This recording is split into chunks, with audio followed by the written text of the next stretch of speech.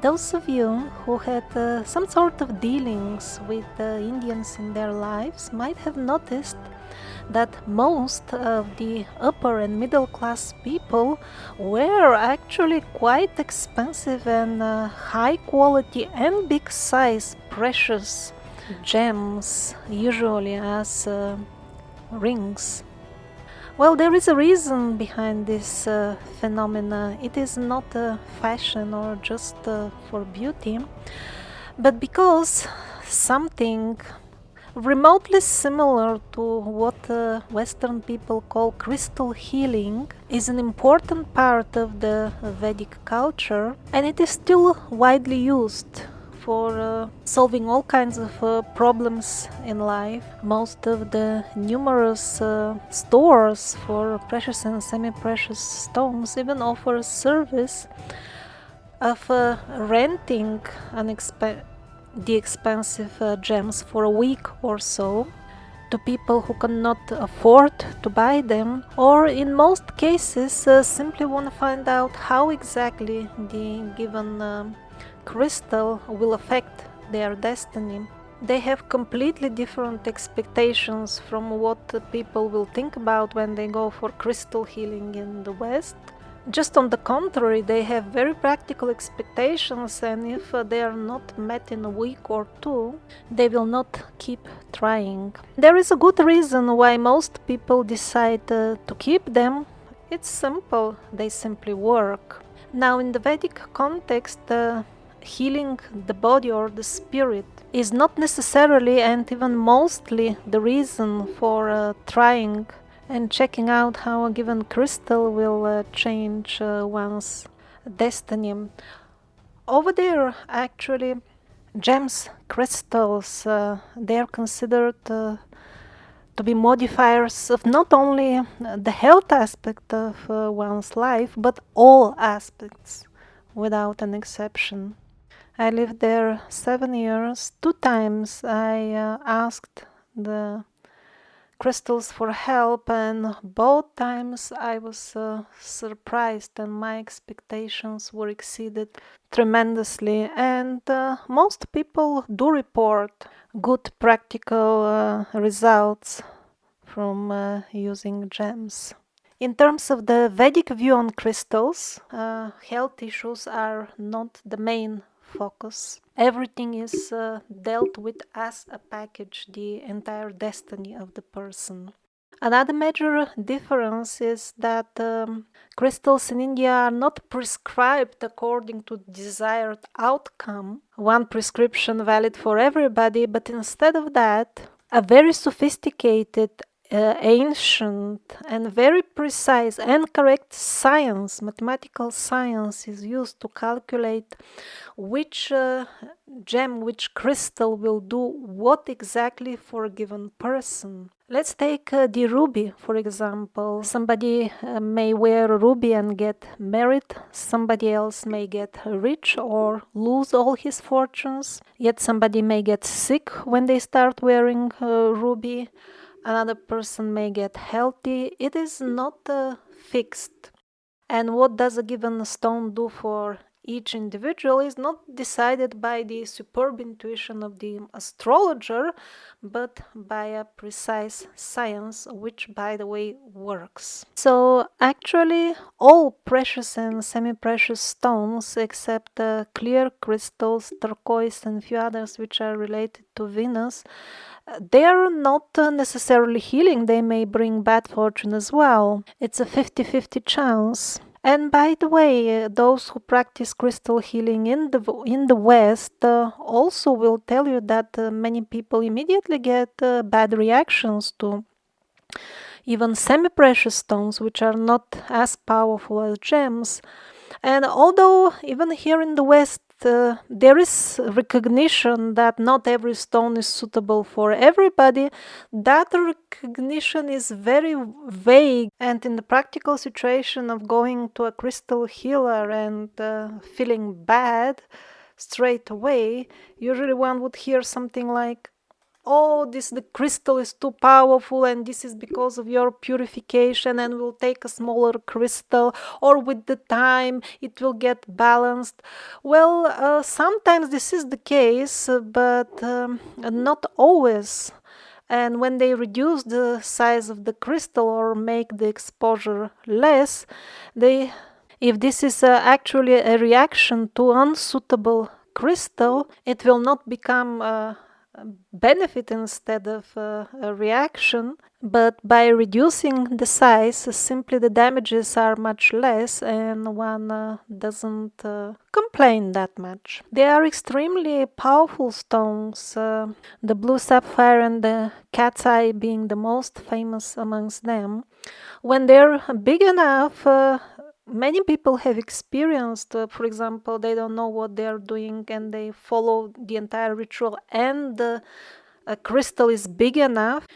There are many cases one wears the wrong crystal and gets a severe accident within a day or two.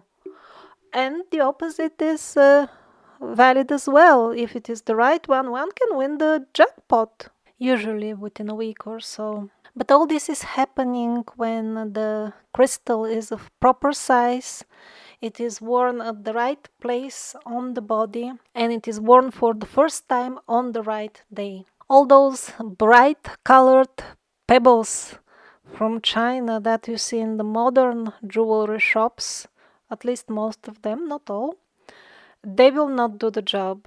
By far, most of the precious and semi-precious stones which are sold now in the shops are either fakes, usually made by some sort of low-grade, low-quality stone, colored and polished and mixed with all kinds of Chinese chemicals in China, of course. The more expensive are also lab-grown. They grow crystal druges in the labs now. The magic powers of these new artificial things will be either null or very little, because it is the consciousness of the crystal. In the West, people call it vibrations. But the truth is that the magic of the crystals comes from their consciousness. They are alive. And exactly as with people, it matters where you grew up. If you grew up in a natural, beautiful surroundings, clean, you would be a completely different person compared to somebody with your potential who happened to be born in a Chinese lab and fed on chemicals, surrounded only by people who are basically interested in their salary instead of being surrounded by loving family. Well, there are some usually cheap, great semi-precious stones which do reach the market, but sadly in many cases they're irradiated to change the color, their molecular structure is altered, yet others are melted, smelted, baked, or I don't know what else. And actually even the shopkeepers who at the end sell these goods from China have no clue what they're selling, and they're putting labels. And many people in the West do believe in these labels, so they can also get benefits from healing with those crystals, but the reason won't be the crystal itself, but instead the faith which they put in it. In other words, the placebo effect. Now, some people already have precious or semi-precious stones, some even wear it on their bodies all the time. Is that safe? Well, this will be just a very general statement before I manage to make more detailed video, because it's a quite complicated subject. But in overall, it is stones which are dark blue, orange, red, or black, which in some cases could do harm. If they are big enough, which in general would mean quite good sized for Western standards, actually big gemstone, or let's say very heavy necklace of semi-precious stones. It's not that crystals of these colors are dangerous as such, definitely not.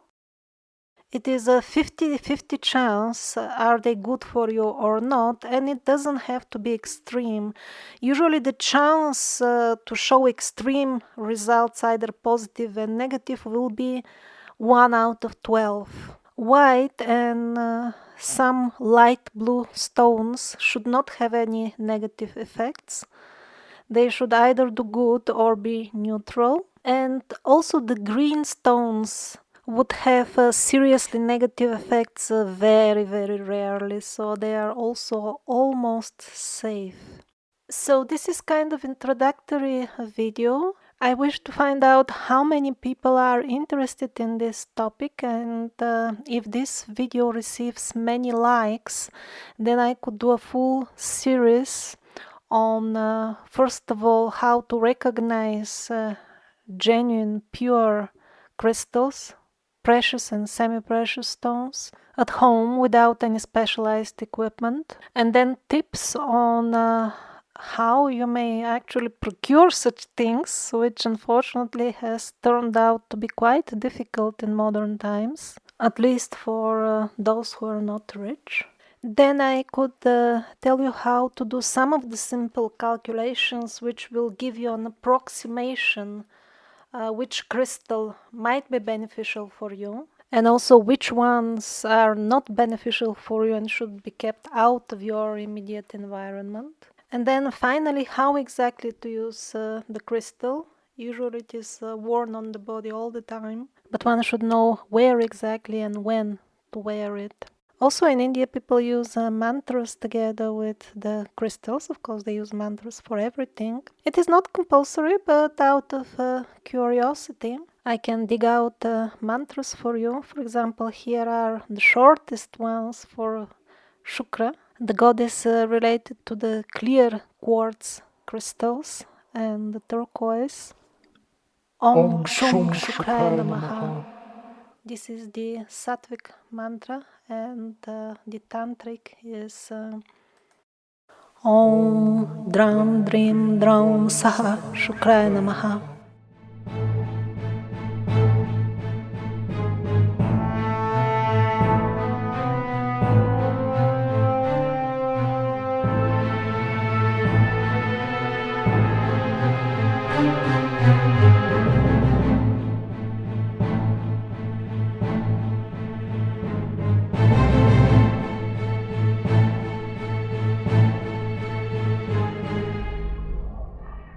Some people wonder what are the most powerful stones in the Vedic system, crystals to modify one's life. Well, most definitely clear, natural, big diamonds are the most recommended. Clear quartz is the diamond of the poor people, but they are recommended because they are the safest, not because they will make the biggest difference in everybody's life. Definitely not. Also, they will change completely different aspects of the lives of different people. This has to be calculated. This is not the same for everybody.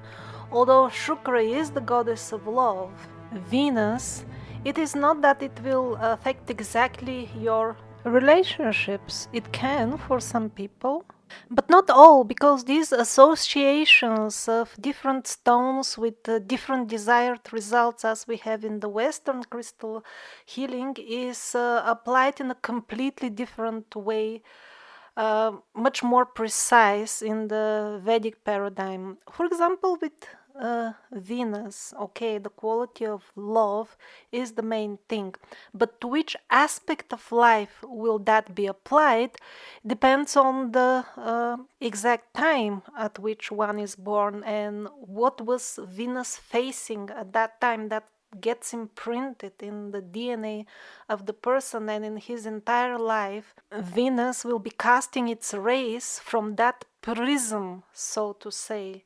So maybe you wonder, on the basis of these calculations to which I am repeatedly referring, can one figure out the solution-solving gem for every problem? Most definitely not, even if you become an expert astrologer one day. What can be realistically expected from those calculations is for everybody to find at least couple of suggested gems, precious or semi-precious stones, which have a somewhat higher than 50% chance to affect a given aspect of his life. Not all aspects will be easily repairable with gems, but still the overall success rate will be many times higher than what one could expect from the Western style of using crystals, just because of the precise targeting. In the West, you will be assured that these stones are all good and they help almost everybody. And don't you worry, everything is curable, any problem can be fixed, you only need to believe. And that's what you are told before the ritual starts. And after the expected result is not there in a reasonable time, you are told that you are not patient, you didn't have enough faith, etc., and that nothing works for everybody. Things which are different from what you were told in the beginning. The Vedic approach is in total contrast. It is scientific. You are not promised anything unrealistic anyway to start with, at least in the ancient authentic books. Of course, on the websites of the gem vendors from India, you will read something completely different. So have a lovely day. Treat yourself nicely today. Do something nice for yourself and let me know in case you are interested in this topic.